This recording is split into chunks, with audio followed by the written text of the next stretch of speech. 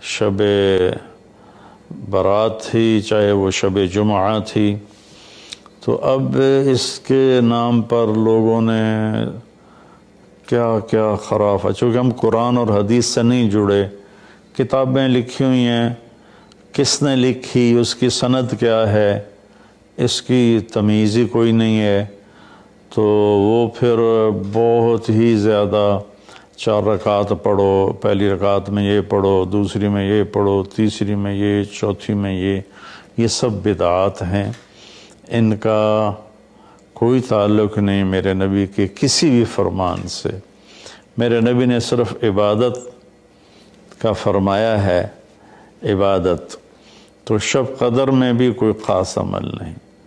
اور دوسری بات یہ کہ اگر آپ نے عبادت کرنی ہے تو مسجد نہیں گھر، مسجد نہیں گھر، مسجد نہیں گھر۔ میرے نبی نفلی بندگی گھر میں ادا فرماتے تھے۔ اب شب برات میں صلاۃ تسبیح کی جماعت ہو رہی ہوتی ہے، یہ کتنی بڑی نادانی کی بات ہے۔ نفلوں کی تو جماعت ہی نہیں ہوتی، تو یہ صلاۃ تسبیح کی جماعت کروا رہے ہوتے ہیں۔ تو میرے بھائی بہنوں، اس رات میں کوئی بندگی عبادت مخصوص نہیں۔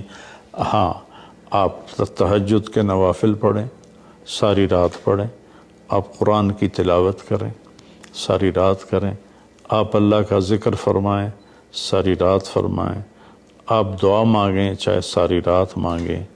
یہ مخصوص اعمال یہ ہیں: نماز، تلاوت، ذکر اور دعا، اور آنسوؤں کے ساتھ۔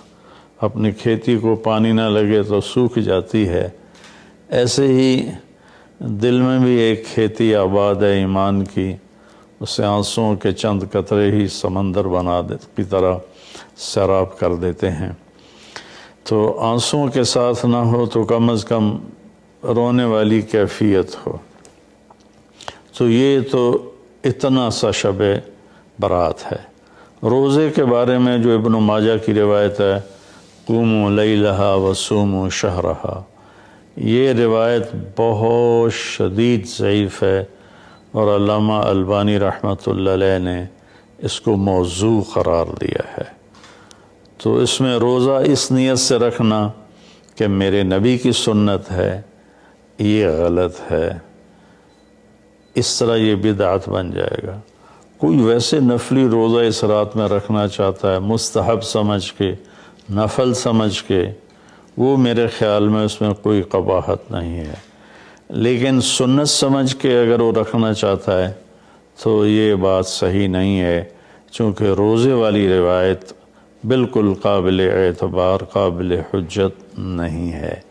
اس میں تمام محدثین کا اتفاق ہے کہ یہ روایت شدید ضعیف ہے، اور شدید ضعیف سے استدلال نہیں ہوتا، اس کو حجت نہیں بنایا جاتا۔ کمزور اس کا ضعف اتنا شدید نہ ہو اور کئی حدیثیں جمع ہو جائیں تو پھر اس میں ایک طاقت آ جاتی ہے۔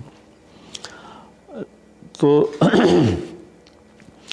اپنے آپ کو جوڑو اللہ کے قرآن کے ساتھ، اللہ کے نبی کی حدیث کے ساتھ۔ صحیح حدیث آپ کا ماخذ ہوگا تو آپ کو آسانی ہوگی کرنے میں۔ تو اصل میں عبادات میں اعتدال ہے۔